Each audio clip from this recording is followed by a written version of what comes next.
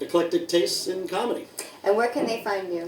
So my Instagram is @adam.d.here, as in here.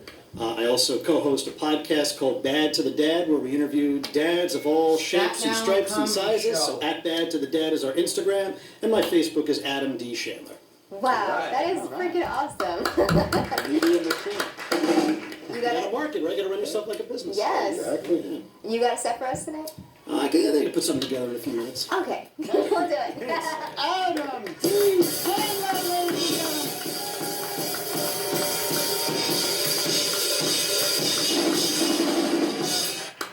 And I look at Freddie, and all I can think of is, let's make Freddie great again. Who likes that? Well, if I knew there were going to be so many people here, I would have brought my t-shirt cannon. Because everybody loves free underwear being shot from a plastic tube, right? Mm-hmm. The other day I was at a sporting event and I saw a constitutional lawyer say, "Get out of my way, pregnant woman, I have to have that t-shirt that says, 'Let's go Devils.'" So seeing people that get excited when they know which hat the ball is under in the Jumbotron shell game. It's a different world. I don't get it. So, very nice. Great to be here in Staten Island. I have driven through here many times. Great to actually park the car. Speaking of parking and driving, big news for my family, and I thought I would wait till tonight to tell all you fine people. All right. My wife and I are adopting. Woo! Woo! We're adopting a highway. Apparently that's something you can do. Just like Madonna goes to Africa and adopts 5 kids, you can adopt a stretch of roadway. So we have an adorable section of the New Jersey Turnpike. Mostly the Newark exits because we're woke. You know. Woke-ish. I'm looking to develop a relationship bond with my highway. So the other day I went out to the turnpike and I took a ball and I rolled it out to the highway, hoping my highway would roll the ball back. It did not, but that's okay. Maybe it's not into sports. It's all right. But as I was rolling my ball out into the highway, people were honking and screaming at me, saying, "Stop throwing crap out into the highway." And I said, maybe you just don't understand the bond that an adoptive father needs to have with his highway. They'll learn. Very excited about developing this relationship with my highway. I'm just a little nervous because I feel like when my highway turns 18, it's going to want to meet its biological highway.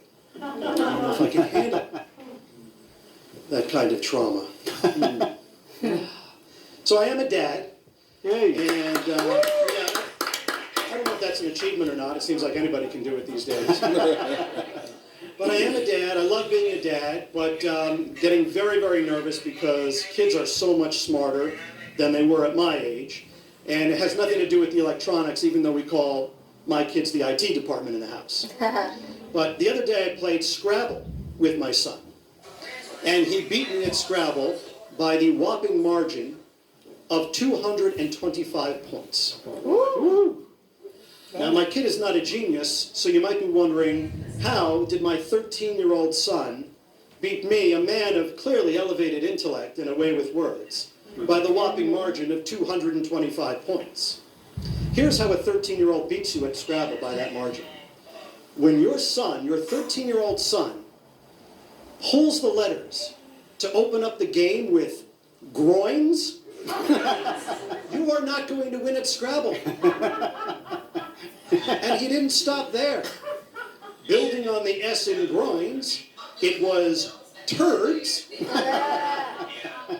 followed by the word farter. Not fart, but farter, as if it's an occupation. Triple word swing. I said, "Son, I got to call you out on that. I don't think it's a real word." He said, "Dad, look it up." Sure enough, I did.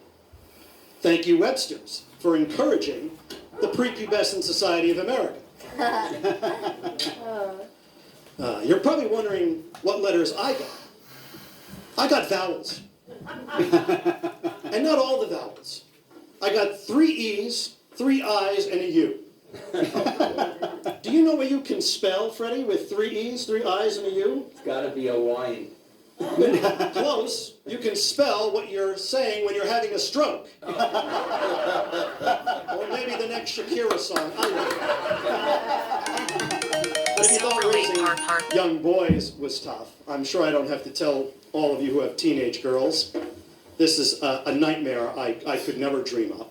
So if I seem a little shaken up, if I seem a little off my game, if I seem a little unsturdy, it's because I have Pop 5 Xanaxes, because my 16-year-old daughter just got her permit, and she only wants to drive with Dad. So when the keys jingle, my wife runs to the next area code.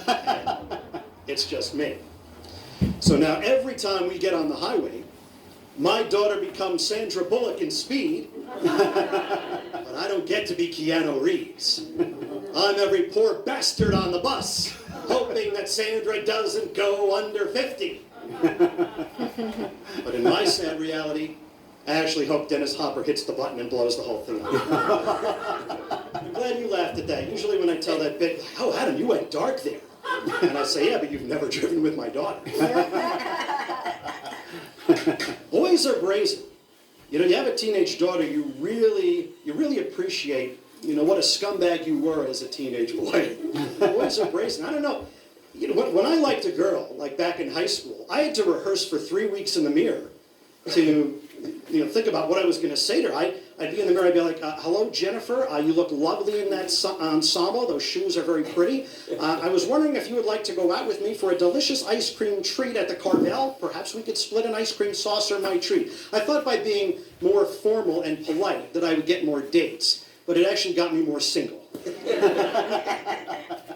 But now these guys, there's really nothing to it. The other day, this guy reached out to my daughter and he said, "You're pretty. Let's get Panera." And he didn't even call her. He texted her. And he didn't even spell Panera right. His autocorrect kicked in. "Oh, I think you're pretty. Let's get some Panther." "You look like a girl who might like a large black jungle cat. Come on."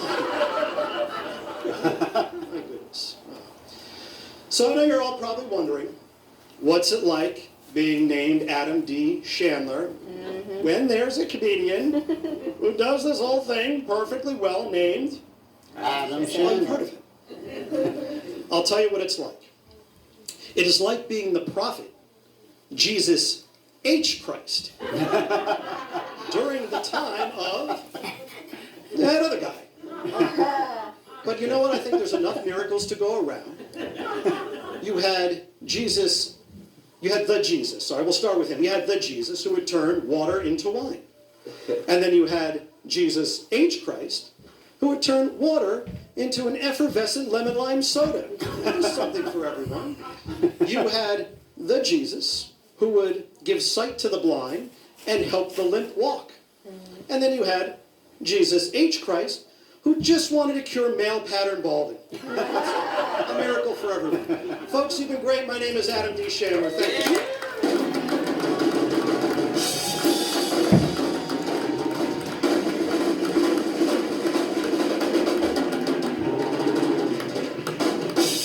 Yeah, that was awesome. Awesome. Yeah, we're really fired up tonight, Fred. I tell you, he made Adam Sandler proud. Look good. So, we have another thing. Al, I have a question for you. Yeah. The book, the cover, the dynamic cover of this book, it was awesome, right? It was a lot of fun. And you were on the virtual show, and I put together a little bit that you were actually, your face was in the microphone head. Right. Because the whole cover is your face in the microphone head. With a cigar. With a cigar, Right. and you are the microphone. Right. So if they had that rolling ready. Well, that's a funny question, Evan, because we had a couple of different options originally for how we were going to do the front cover. So initially, the front cover was going to be what the back cover is now, which is a serious photo of me, for lack of a better word, a pensive shot of me at the dinner table with my family. And then we decided to switch it to something a little funnier, since it is a book about my career in stand-up comedy. So Drew Tessier, who produces a great comedy festival at my club and a monthly gay show at the Broadway Comedy Club, and is a great and very talented graphic artist, came up with the design. He also wound up designing the cover for my wife's soon-to-be-released book as well. So he came up with something that incorporated my signature cigar, which I usually smoke, as well as comedy, the microphone head, and my picture. And it came out, and a lot of people loved it, and that's really how it got started.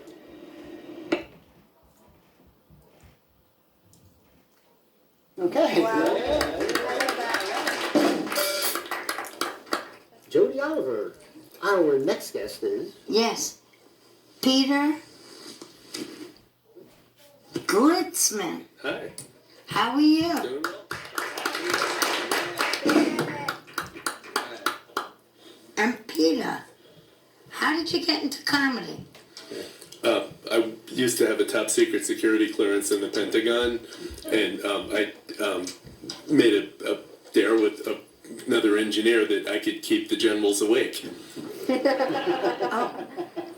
Okay. It didn't work. Well, what do you believe sets you apart from other comedians? Social distancing.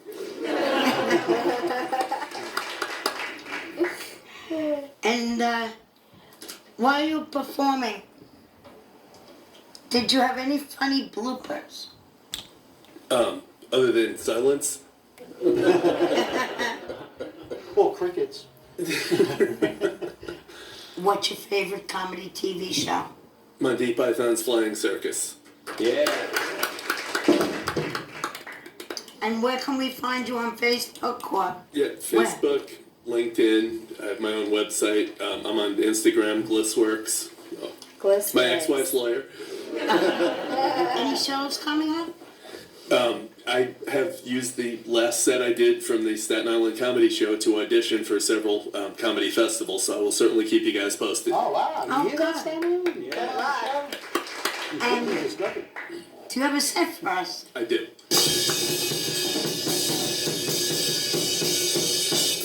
Staten Island. I'm actually from Staten Island, or as most people from Staten Island would say, Staten Island, sorry. I mean, you know, just saying the word Staten Island, you feel like you're in confession and you're admitting to tax fraud. Tomorrow. Yeah, but I'm actually, Tomorrow, it's all about a tomorrow. positive I'm spin. recording right I'm now. from the South I'm Shore of recording Staten right now. I'll Island. call you in a few minutes. So, you know, you can smile when you say a lot of things when you're describing the South Shore of Staten Island. Like Lemon Creek, Wolf's Pond Park. Think about the North Shore of Staten Island. I graduated from Monsignor Farrell High School in 1980, so I grew up on Staten Island in the 1970s. It's a much different world today. Like, if you wanted to meet, like, I went to an all-boys Catholic high school. If you wanted to meet women who spoke Spanish on Staten Island in 1978, you had to hang out near the courthouse. Oh, God, yes. Kind of a strange place. But no, I recently turned 60 last Tuesday, thank you. I'd say that I'm dating myself, but at this point it's mostly carbon dating. But I can still do everything I did 40 or more years ago. I still swim. I'm a body surfer. I spent my summer, my birthday weekend at the beach. I still ski in the wintertime. I ride city bike about 800 miles a year. But the only thing I can't do is communicate with younger people. I'm in acting school, which is a whole other story, but every single other student in my acting school is more than half my age. They're in their late 20s. So they invited me out to karaoke night a couple of weeks ago. So I get there, and they're talking about Notorious Big. I thought maybe we were going to film a porn movie. They were asking me about The Killers. I thought maybe there was another school shooting. So finally, this one young woman says, "Do you know that song by Meatloaf?" I was like, "You mean Paradise by the Dashboard Light?" She starts jumping up and down. "Oh, can we do a duet?" I said, "Yeah, little point of reference. St. George Theater, March 1978. A Meatloaf concert was my first date." And she said, "Well, it's more than 40 years before I was born." That was pretty bad. That was kind of embarrassing. But, you know, I'm okay. I mean, you know, the way I look at it, I try to put a positive spin on things. I'm over 60. I used to drink in old man's bars. Now I drink in bars. I used to date older women. Now I date women. I'm pitching a reality show about my sex life. Antiques Roadshow.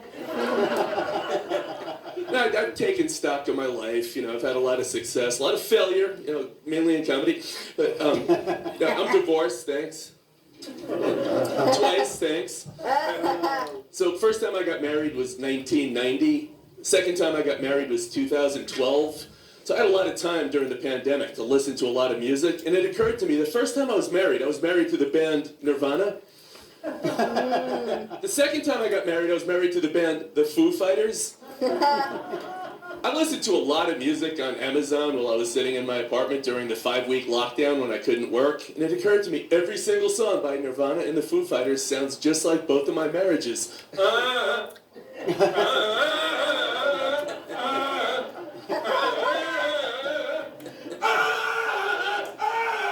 Guitar solo.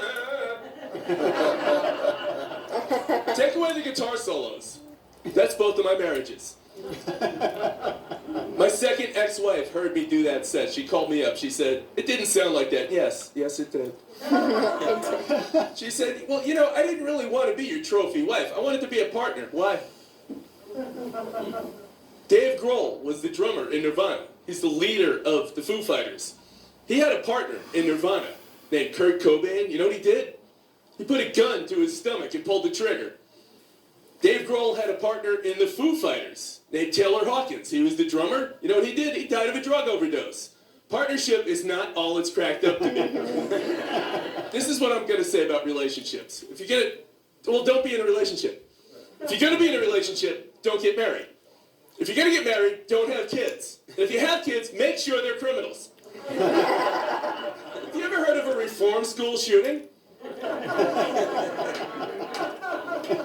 Maybe I just overthink these things. I'm an engineer. I haven't always been an engineer. I thought about becoming a mortician because I like sex. When I was a little kid, I told my parents I wanted to study anthropology. My father went apeshit. In graduate school, I took a course in evolution. I felt like a fish out of water. So I went to Catholic school for 12 years, also known as atheist prep. You guys know about Catholics? You touch yourself, you're going to hell. You touch little boys, you're going to Boston. Oh, man. Catholics are big on funerals. Personally, I'm going to get cremated. I like to think outside the box. Catholics like pain. You know how much Catholics like pain? They took the Bible and they added more chapters. So I'm a failed actor, thanks. I don't take direction well. I was at a commercial audition. This casting director says, "Can you be a little more Catholic?" I forgave him. There's a problem with acting. There's the craft of acting, and there's the business of acting. And when you're at school for the craft of acting, you just spend a lot of time making friends that talk about something they can't do, which is act. When you're at school for the business of acting, you hear people talk about things that they don't do, which is earn a living as an actor. But I think I'm starting to get the hang of it after 24 years of attempting to do this. Have you guys seen a demonstration of the craft of acting? Now, o'er the one-half world, nature seems dead, and wicked dreams abuse the curtain's sleep. Witchcraft celebrates pale Hecate's offerings, and withered murder, alarmed by his sentinel, the wolf, whose howls is watched thus with his stealthy pace, with Tarquin's ravaging strides moves like a ghost. You want to see the business of acting? My wife gets my Viagra from Uber Eats.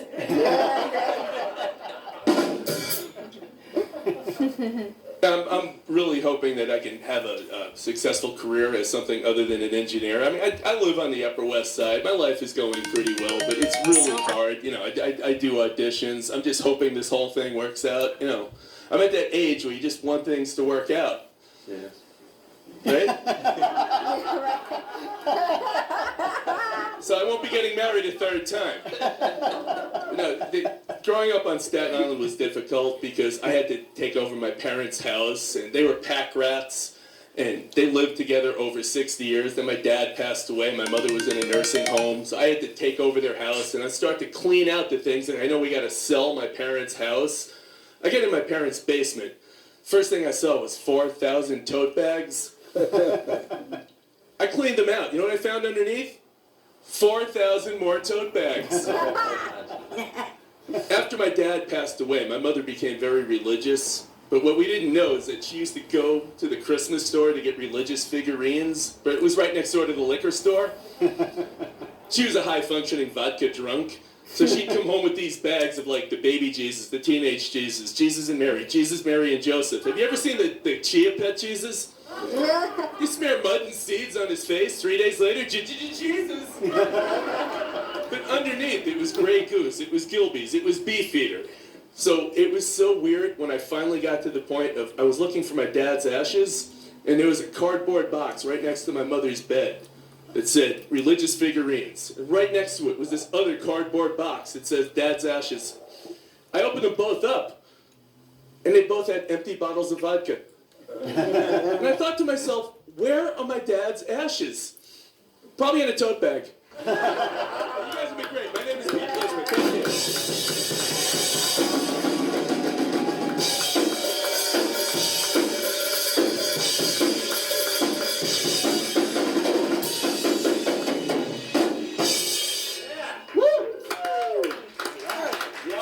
Something out. It's like a bowling alley. They're knocking down those pins. Knock them down. So Al, let me ask you a final question about the book. Yeah. Now, in the book, what is your overall description of the book that you wrote? Did it on the dare? I think it talks a lot about my history in comedy and the people I started with, different interactions with them. Some were positive, some were negative. It talks a lot about the golden rules of comedy. You know, I wanted to make the book interesting to both the comedy world and to the general public who might want to buy the book. So obviously you need the celebrities, Sarah Silverman, Jim Gaffigan, Kevin Hart, the chapters on those people and my interactions with them. And then you also I wanted to give some tips to comedians, as we've done some of them tonight, and a lot more than in the book. Oh, good. So How to walk that little line. right. So if you get the book, for inspiring comedians, this is very good. It's good. Yeah, I think it's, you can take all the comedy classes in the world. You could take all the lessons you want. But, I think these little golden rules that I give in the book is probably the greatest bargain you're ever going to get in your life.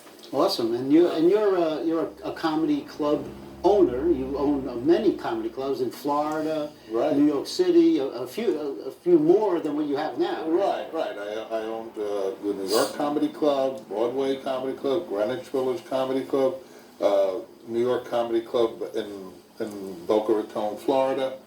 I've managed comedians. I was a comedian. I was on national TV. So there's not an aspect of the business that I haven't really been involved in. So I tried to really give, as my legacy, I wanted to give some of that back because I know what it was like to start as that, young person for the first time at a comedy club doing an open mic and, not getting laughs because everybody's thinking about their material when they go up, Right. Right. Do you have any questions? It's a good book to people to learn.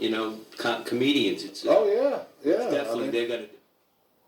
I'm one of the only comedy club owners in New York who is actually a comedian. So and the experience you have, it's great. yeah, There's nothing like live, live, doing it live and making mistakes and. Right. There's nobody that's going to be able to give people the advice from both ends of it, having been a comic and what comedy club owners look for. Let's face it, the goal of the comedian is to work the rooms, the comedy clubs. Yeah. So in this book, we discuss what it is I'm looking for in comedians.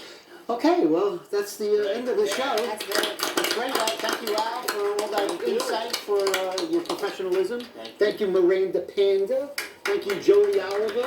Thank you, Freddie Coscia. And Freddie Coscia, you gonna roll us out and give some sponsors? Sponsors, AJC The Advisors. Advisors.